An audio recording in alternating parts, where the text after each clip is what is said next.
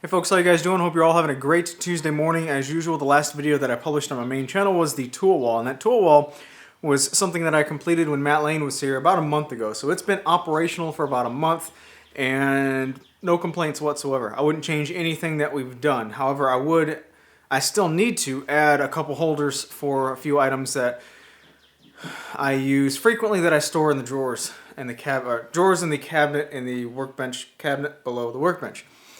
I just haven't gotten around to making the rest of the holders. But a couple concerns. There was three concerns. Number one, some of the saws falling off of the wall. I didn't show it in the video, and I don't think I actually went into too much detail in the article. I think it's just something that slipped my mind because we did it about a month ago.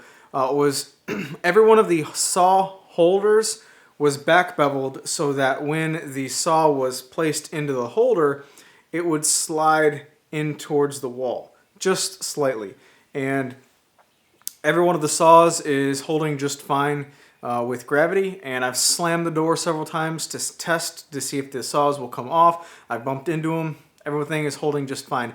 However, if something does tend to start falling off or does fall off just one time, it wouldn't take any effort whatsoever to just hot glue a magnet right behind the saw blade. So simple, quick, easy fix if that problem ever arises. So far, it hasn't presented itself as a problem, and I don't think it will. Also, another concern was storing the planes sitting down on the iron. I don't see that as a problem. I've never had an issue with that. I've heard so many people say that you will have an issue. So many old timers say that you will have an issue storing your planes that way. And I've heard just as many other old timers say that's nonsense, and they've always done it that way. So whatever, I don't really care.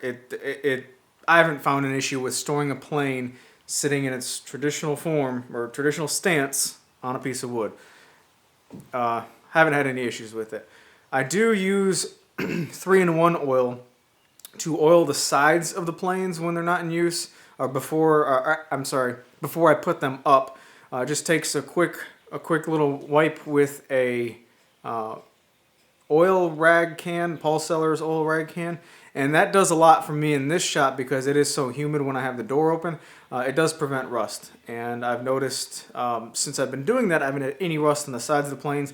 On the bottom of the planes, I occasionally use the oil can to prevent rust, but I use wax a lot, candle wax, and haven't had any issues on the bottoms. So that's not an issue. And then also, what was it? Oh, the chisel rack. So a few people mentioned that the chisels have the blades exposed on the bottom, and that's a safety hazard. Well, they're in such an orientation that I literally have to go out of my way, or I literally have to try to touch the tips of the chisels in order to be cut by the tips of the chisels. They're out of the way. There's no way my hand will ever be there.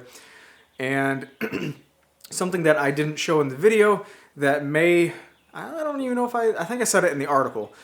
The back side of the chisel rack is beveled by a couple degrees so that the tops of the chisels are angled out, the tips of the chisels are angled in. So they're really not sticking out that far from the plywood backing hardly at all. So not a concern, not a problem at all in my book.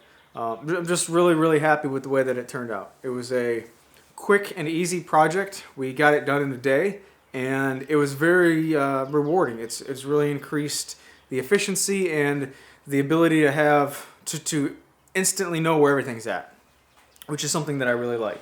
Speaking of where something is at, the rest of my shop over here is pretty much a wreck. I had to do some vehicle maintenance yesterday. I replaced the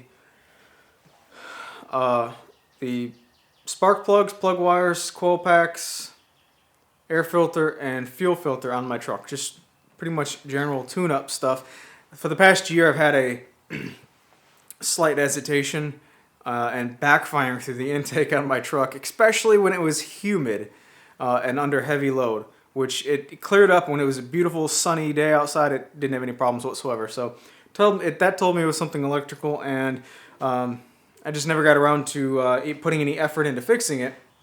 But I'm going to be doing a lot of traveling coming up, so just went ahead and got it done. Quick vehicle maintenance, and it's been a long time since I got my hands filthy, dirty, greasy on automotive grease. And I don't say that because I'm too good to get dirty or anything, but I say that because that truck has been extremely reliable, and I've had to do like very little maintenance to that. That's the first thing I've done to it since 2010-ish, when it was March of 2010. I bought the truck, and I paid $1,500 for the truck, and I think I spent like $650 or $700 rebuilding the lower end of the motor. And since then, I've just changed the oil. It's still got the original tires on it, and they've got a lot of tread left on them. So it's been a very, very reliable truck for me, knock on wood. So that was just a little bit of maintenance I did because I'm going to, like I said, going to be doing a lot of traveling. This week is I'm going to Jackson, Mississippi to shoot some stuff in my friend's shop, Wayne Brown. That's this weekend, maybe-ish. We haven't actually finalized any dates, but I think it's going to be this weekend or maybe early next week. Next week, my wife is leaving for a couple weeks for military stuff, annual training. After that, another good friend of mine is going to come and stay for about a week. We're going to be doing some stuff, woodworking stuff. I don't know, on videos or anything like that. After that, I'm going to drive to Michigan to see my dad. I'm actually taking my dad to a concert. My dad has taken me to so many concerts. That's kind of like, it's kind of his thing. He always loves to go see concerts, and I've seen so many great bands growing up in Michigan with him. But this is the first time I get to take him to a concert, which I'm really pumped about. I actually found some very, very inexpensive Guns N' Roses tickets at Ford Field in Detroit. It was like $100 for 2 tickets, which is crazy cheap for the rest of the stuff that's up there. However, it's in the nosebleed section way up on the top end of the other side of the stadium. It's going to be a blast regardless, though. I don't really care about the seats. It's more about the whole spending time with Dad and taking him to a concert kind of thing. So I'm really excited about that. I'll be up there for, I think, 5 days, something like that. I think about 5 days. And I just want to see my family up there too, so that's going to be a lot of fun. After that, the month after that, I'm going to drive to Wisconsin to the Green Bay area and visit Nick Ferry. Me and April Wilkerson are both going to be up there doing some collaboration stuff with Nick Ferry. That's going to be a lot of fun. We're also doing a meet and greet, kind of public meet and greet at a local bar / arcade / restaurant area. So if you're going to be in the Green Bay area, I don't know the date, but I'll put it on the screen. Let me know in the comments below. I'm trying to get some numbers involved with it as far as how many people will show up. So that's that. And then after that, I think I don't have anything planned for August. And then September, I'm driving to Cincinnati for Woodworking in America, then coming home, and then 2 days later driving to Michigan for a wedding for a family member. So, man, there's just a lot of driving and traveling coming up.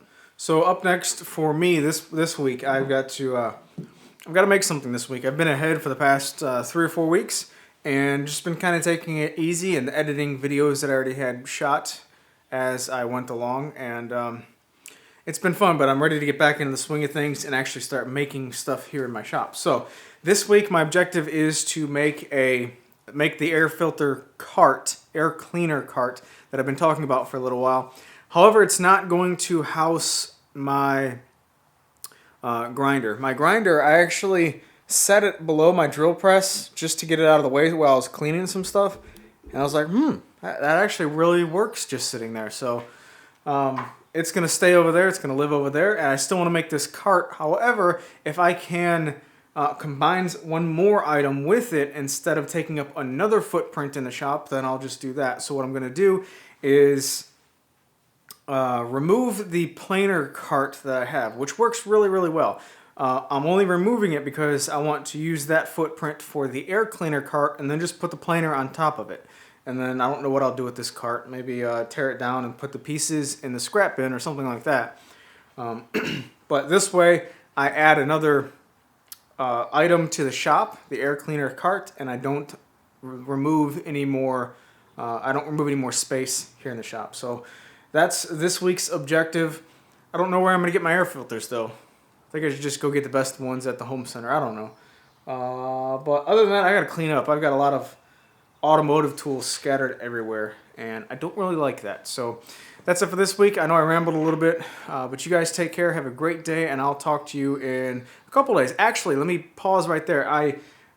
Thinking about doing a tool talk on my shop vacs, my vacuums, because I do have a Festool vacuum and I do have a regular shop vac vacuum, and so many people have asked me about my opinions on both of those. So I might do a tool talk on it.